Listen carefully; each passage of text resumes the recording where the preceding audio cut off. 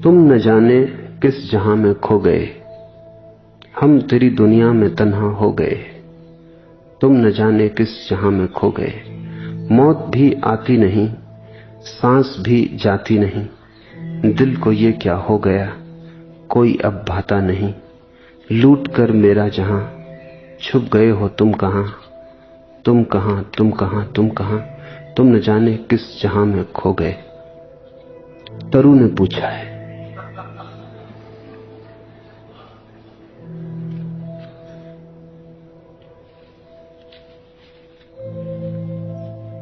प्रेम खोने का रास्ता है।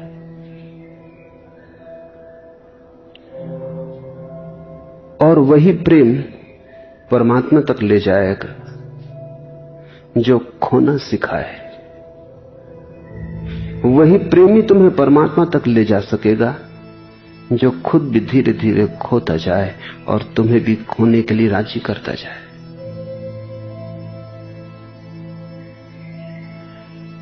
प्रेम के मार्ग पर मिट जाना ही पाना है।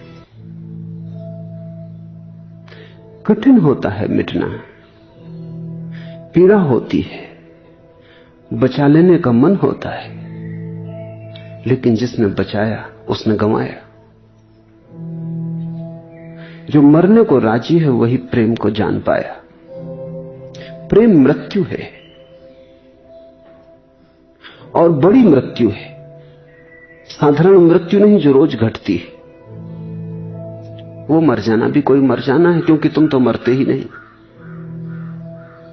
शरीर बदल जाता है, लेकिन प्रेम में तुम्हें मरना पड़ता है, शरीर वही रहा आता है। इसलिए प्रेम बड़ी मृत्यु है, महामृत्यु है।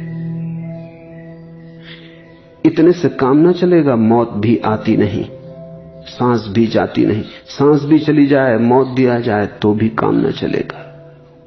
जब प्रेम में मरने की घड़ी आती तो आदमी सोचता है इससे तो बेहतर यह होता कि शरीर ही मर जाता, श्वास ही चली जाती, वो भी कम खतरनाक मालूम पड़ता है। यही तो अड़चन है प्रेम की, तपस्या यही है कि प्रेम भीतर से मार डालेगा। वो जो भीतर मैं है वो जब चला जाएगा, फिर श्वास भी आती रहेगी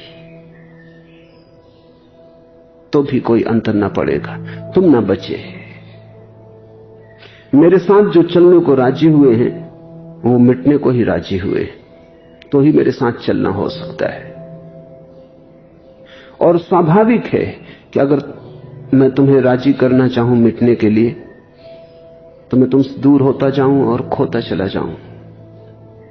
तुम मुझे खोजते हुए आगे बढ़ते चले आओ और एक दिन तुम पाओ कि मैं भी खो गया हूं और मुझे खोजने में तुम भी खो गए। तुम न जाने किस जहां में खो गए।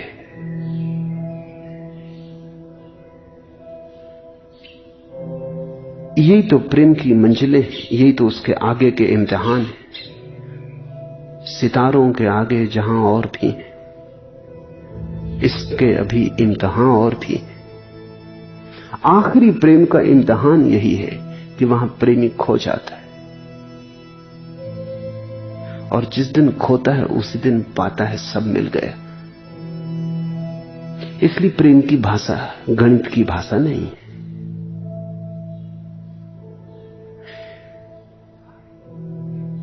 प्रेम की भाषा हिसाब की भाषा नहीं है।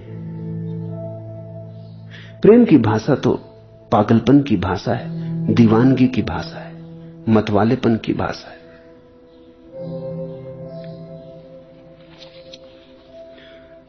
तो तरु से मैं कहूंगा, बजाय ये सोचने की कि तुम न जाने किस जहां खो गए, बजाय ये सोचने की कि मौत भी आती नहीं, सांस भी जाती नहीं, दिल को ये क्या हो गया, सोचो आरजू तेरी बरकरार रहे, दिल का क्या है रहा न रहा।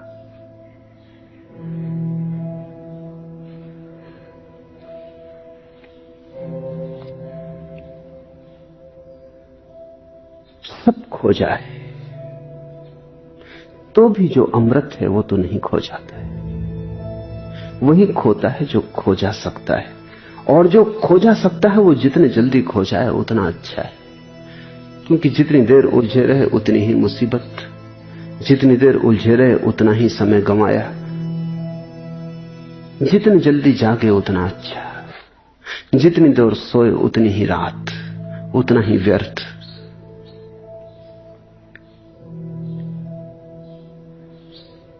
ध्यान रहे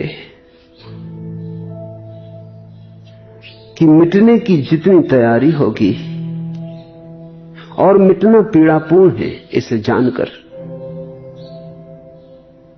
उतने ही जल्दी पीड़ा की रात का अंत आ जाता है।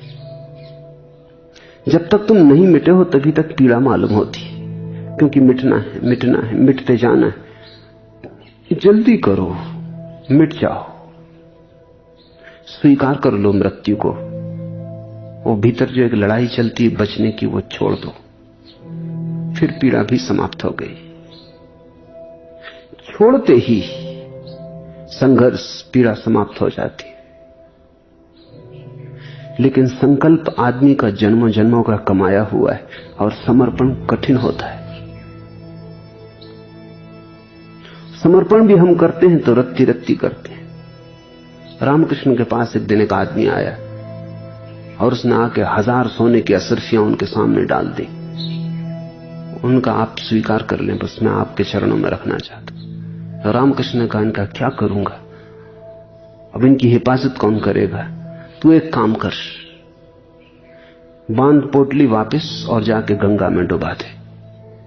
हमने स्वीकार कर लिया, अब ये असरफियां हमारी हैं, हमारी तरफ से तू गंगा में फेंका, इतना और कर, इतनी दूर तू लाया, इतना हमारे लिए कर दे। उस आदमी को जची नहीं बात, उसने कहा ये भी कोई बात हुई। मगर अब रामकृष्ण को इंकार भी ना कर सका। बांधी पोटली बेमन से, बड़ी देर हो गई, लौटा नहीं। तो रामकृष्ण ने कहा, क्या हुआ उस आदमी का? देखो कहीं डूब तो नहीं गया, कहीं ऐसा ना किया हो कि पोटली तो रख दी हो किनारे हो, खुद डूब मरा हो।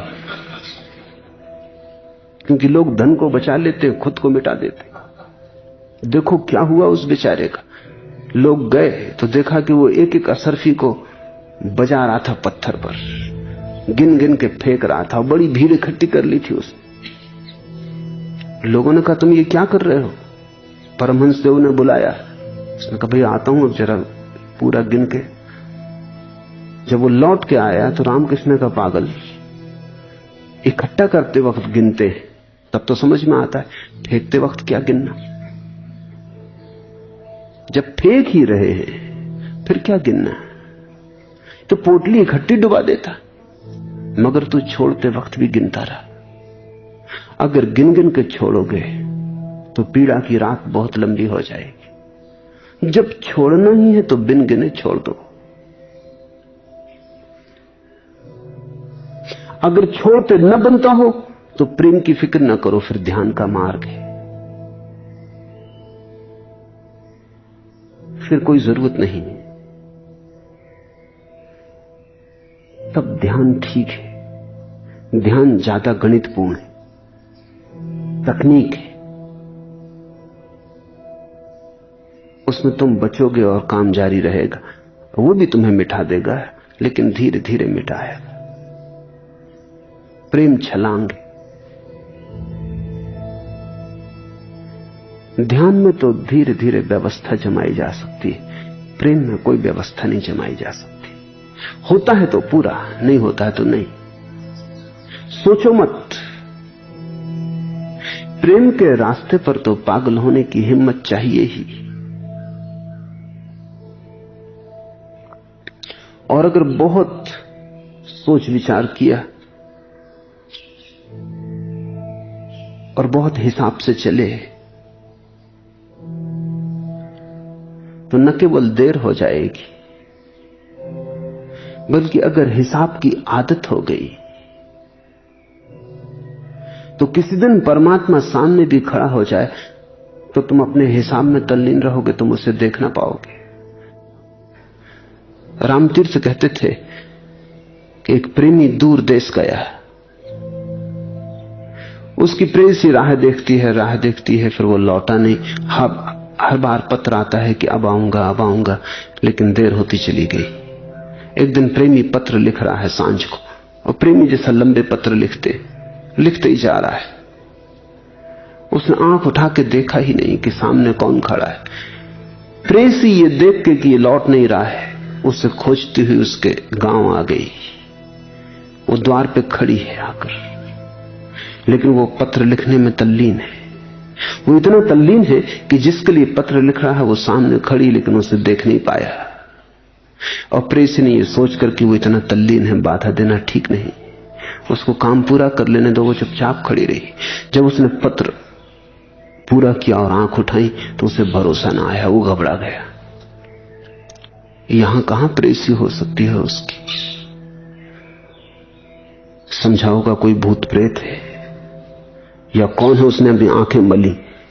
उसकी प्रेसी ने कहा, आंखें मत मलो, मैं बिल्कुल वास्तविक हूं और मैं बड़ी देर से खड़ी हूं, लेकिन तुम पत्र लिखने में तल्लीन थे।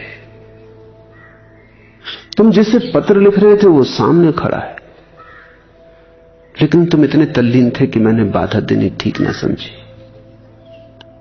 कई बार हम हिसाब लगाने में तल्लीन रहते हैं, परमात्मा द्वार पे खड़ा होता है। शायद सदा ही ऐसा है, हम उसी की तरफ जाने का हिसाब बिठाते होते हैं, वो सामने ही खड़ा होता है। कुछ इतने दिए हसरते दीदार ने धोखे, वो सामने बैठे हैं, यकीन हमको नहीं। बहुत बार ऐसा हो जाता है कि तुम कल्पना कर लेते हो अपने प्रेमी की और फिर पाते हो कल्पना ही थी। सपना देख लेते हो, फिर जाग के पाते हो सपना ही था। कुछ इतने दिए हसरते दीदार ने धोखे, कुछ अपनी ही कल्पना से इतने बार दर्शन कर लिए परमात्मा के और हर बार पाया कि धोखा है। कुछ इतने दिए हसरते दीदार ने धोखे, वो सामने बैठे हैं, यकीन हमको नहीं। और अब सामने परमात्मा बैठा हो तो भी यकीन नहीं आता। पता नहीं कहीं फिर हमारी ही कल्पना धोखा न दे रही हो, कहीं फिर हमने ही न सोच लिया हो, कहीं फिर हमने ही ये मूर्ति न बना ली हो। मिटने की तैयारी करो, कल्पनाएं सजाने की नहीं। प्रेमी को देखने की फिक्र छोड़ो, अपने को मिटाने की फिक्र करो।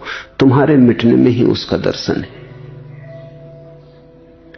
प्रेमी की कला मरने की कला है,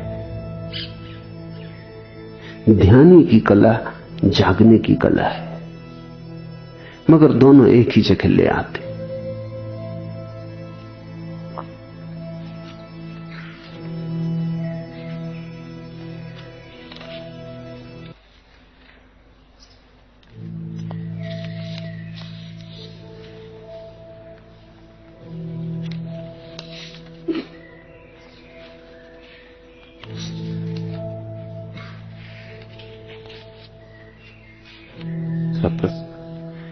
ध्यान और प्रेम के दो मार्ग आपने कहे हैं, पर होश अवेयरनेस का तत्व दोनों मार्ग पर किस प्रकार संबंधित है, कृपा कर इसे समझाएं। होश तो दोनों मार्गों पर होगा ही, लेकिन होश की परिभाषा दोनों मार्गों पर अलग अलग होगी। होश तो होगा, लेकिन होश का स्वाद दोनों मार्गों पर बड़ा अलग अलग होगा। स्वाद अलग होगा। प्रेम के मार्ग पर होश बेहोशी जैसा होगा, ध्यान के मार्ग पर बेहोशी होश जैसी होगी। ये थोड़ा समझने में कठिन होगा, जटिल होगा। प्रेम में एक मस्ती आती, जैसे कोई शराब में डूबा हो। सारी दुनिया को लगता है वो बेहोश है, वो जो प्रेम का दीवाना है, लेकिन भीतर उसके होश का दिया जलता है। और जितनी गहरी बेहोशी दुनिया को लगती है, उतना ही भीतर का दिया सजग होकर जलने लगता है। रामकृष्ण के जीवन में ऐसा बहुत बार हुआ। वो प्रेम के पथिक थे, और कभी कभी उनकी समाधि लग जाती तो 6 घंटे, 12 घंटे, 18 घंटे, कभी कभी 6 दिन, 7 दिन, 10 दिन वो बिल्कुल बेहोश पड़े रहते। हाथ पैर ऐसे अकड़ जाते जैसे मुर्दे के हों, सिर्फ श्वास धीमी धीमी चलती रहती। उनके प्रेमी और भक्त बड़े परेशान हो जाते कि वो लौटेंगे या नहीं। और प्रेमी और भक्त भी समझते कि ये तो बड़ी बेहोशी है। लेकिन रामकृष्ण को जैसे ही होश आता है, भक्तों की दृष्टि में, आसपास की भीड़ की दृष्टि में जैसे ही उन्हें होश आता, वो फिर चिल्लाते कि मां, ये बेहोशी मुझे नहीं चाहिए। जिसको भक्त कहते बेहोशी, उसको वो कहते होश, और जिसको भक्त कहते होश, वो उस होश में आते ही चिल्लाते कि मां, ये बेहोशी मुझे नहीं चाहिए। अब क्यों वापस इस बेहोशी में भेजती? जब ऐसा होश सध गया था तो वापस वहीं बुला ले। बाहर से शरीर मुर्दे की तरह हो जाता था और भीतर कोई ज्योति जलती थी। प्रेम के मार्ग पर बाहर से जो बेहोशी दिखाई पड़ेगी वो भीतर होश है। बड़ी प्रसिद्ध पंक्तियां हैं, मेरी निगाह में वो रिंद ही नहीं साकी जो होशियारी और मस्ती में इम्तियाज करे। वो पीने वाला ही नहीं है जो अभी होश और बेहोशी में फर्क करे। मेरी निगाह में वो रिंद ही नहीं साकी, उसने भी पीना ही नहीं जाना। वो पियक्कड़ नहीं है, वो अभी मतवाला नहीं है, अभी मधुशाला को पहचाना ही नहीं। जो होशियारी और मस्ती में इम्तियाज करे, जो होश में और बेहोशी में फर्क करे, उसने अभी पीना ही नहीं सीखा। प्रेम के रास्ते पर होश और बेहोशी एक हो जाती। यही ध्यान के रास्ते पर भी घटता है, लेकिन स्वाद अलग है। महावीर बैठे हैं या बुद्ध बैठे हैं, तुम उन्हें परिपूर्ण होश में पाओगे, लेकिन भीतर उनके ऐसा नशा बह रहा है जैसा नशा इस जमीन पर कभी कभी बहता है। भीतर उन्हें वो परम मधुशाला उपलब्ध हो गई, भीतर वर्षा हो रही है मधु की, भीतर आनंद में सरोवर है।